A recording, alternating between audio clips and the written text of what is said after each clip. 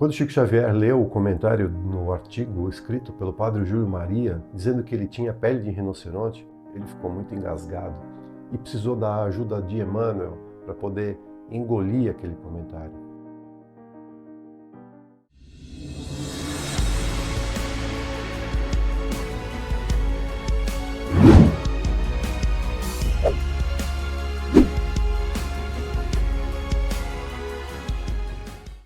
Olá, seja bem-vinda, seja bem-vindo a mais um vídeo do nosso canal. Eu sou Edgar Bin, psicanalista, hipnoterapeuta e filósofo.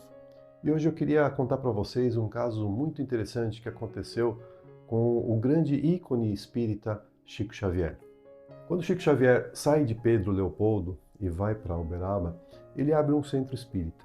E ali ele tem a participação de alguns colaboradores, algumas pessoas que ajudavam ele na administração, nos cuidados do centro quando o centro estava em atividade. Acontece que, como tudo que começa pequeno, havia dias em que não havia nenhum trabalhador, ninguém ia para ajudar o Chico, ele ficava sozinho lá. E o mais interessante, não ia também nenhum assistido, nenhuma pessoa para receber os atendimentos, para receber os passes. Então Chico Xavier ficava literalmente sozinho no centro. Da primeira vez que isso aconteceu, Chico esperou 5, 10, 15 minutos, não chegou ninguém, ele começou a recolher suas coisas para ir embora. Nesse momento aparece para ele Emmanuel. Às vezes eu tenho dúvida se Emmanuel era de fato o mentor do Chico ou ele era um obsessor, porque veja, nessa situação, Chico sozinho no centro, Emmanuel diz o seguinte para ele: "Aonde você vai? Você não pode se afastar."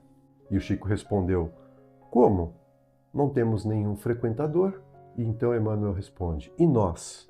Nós também precisamos ouvir o Evangelho. Além disso, temos aqui vários desencarnados que precisam de ajuda. Abra a reunião na hora marcada e não encerre a sessão antes de 2 horas de trabalho." Chico Xavier, obviamente, seguiu a orientação de Emmanuel e começou a fazer a sua explanação evangélica ali, para aqueles que estavam desencarnados e que, portanto, somente Chico Xavier conseguia ver. O ponto é que as pessoas passavam pela rua e viam o Chico Xavier falando sozinho. Eles não tinham vidência, eles não tinham como ver que Chico Xavier estava ali falando para espíritos. É claro que esse acontecimento fez do Chico chacota na cidade. Ele era ridicularizado por vizinhos, até por parentes, mas havia uma pessoa em especial que representava um grande desafio para o Chico. Era um padre da cidade vizinha, o padre Júlio Maria. O padre Júlio Maria era uma figura muito respeitada na cidade e esse prestígio fazia com que ele tivesse uma coluna no jornal local, um jornal que circulava em toda a região. E óbvio, o padre Júlio Maria escrevia críticas duríssimas contra o espiritismo, contra a ideia de reencarnação e contra o seu alvo principal, Chico Xavier. Numa dessas oportunidades, o padre Júlio Maria escreveu: "Esse tal Chico Xavier deve ter pele de rinoceronte para suportar tantos espíritos nas suas costas." Não satisfeito em escrever críticas contundentes, ele, toda vez que escrevia um artigo no jornal, enviava pelo correio para o Chico. Quando Chico Xavier leu o comentário no artigo escrito pelo padre Júlio Maria, dizendo que ele tinha pele de rinoceronte, ele ficou muito engasgado e precisou da ajuda de Emmanuel para poder engolir aquele comentário. Emmanuel aparece para ele então e diz o seguinte: se você não tem pele de rinoceronte, precisava ter, porque se você cultivar uma pele muito frágil, cairá ante a menor alfinetada. E assim aconteceu, porque o padre Júlio Maria continuou alfinetando o Chico durante 13 anos. 13 anos. Passados 13 anos, o padre Júlio Maria desencarnou. E adivinha quem que apareceu novamente para o Chico? Isso mesmo, Emmanuel. Emmanuel aparece para o Chico e dá o seguinte recado: "Vamos orar pelo nosso irmão Júlio Maria. Com ele, sempre tivemos um cooperador maravilhoso. Dava-nos coragem na luta e concitava-nos a trabalhar cada vez mais." A cada ataque dos céticos, Chico Xavier ouvia Emmanuel dizer sempre a mesma ladainha: "Não te aflijas com os que te atacam. O martelo que atormenta o prego com pancadas o faz mais seguro e mais firme."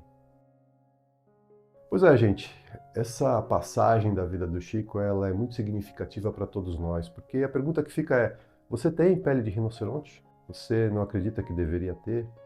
As experiências da vida elas vão nos oferecendo oportunidades de crescimento, de progresso, de evolução do ponto de vista da vida na matéria, mas principalmente do ponto de vista da vida espiritual. É a partir dos desafios que a gente vai prosperar espiritualmente falando. Portanto, se você tiver um Padre Júlio Maria na sua vida, se você tiver ainda a convivência com alguém que representa um desafio para a sua paciência, para a sua tolerância, comece a orar para essa pessoa. Mas não faça uma oração pretendendo mudar essa pessoa. Não peça a Deus que ela se transforme, que ela se modifique. Não. Faça uma prece agradecendo a ela por ela ser exatamente como ela é. Porque se ela não existisse na sua vida, seguramente a sua prosperidade, o seu progresso espiritual não aconteceria na velocidade em que está acontecendo. Se ela acontece da forma como acontece hoje, é porque essa pessoa está do seu lado, sendo exatamente como é. Nós podemos discordar da forma como essa pessoa pensa, nós podemos discordar das atitudes dessa pessoa, mas a gente não pode discordar de uma coisa. Uma das maiores provas da existência de Deus, uma das maiores provas da bondade de Deus para com cada um de nós, é que Ele nos concede o livre-arbítrio. Essa soberana capacidade que nós temos de escolher como pensar, como agir, escolher a vida que a gente deseja ter. A gente não pode ter a pretensão de mudar as pessoas. A gente também não precisa concordar com elas. Mas é importante que a gente respeite o direito que ela tem de ser como é. A gente pode dar exemplo.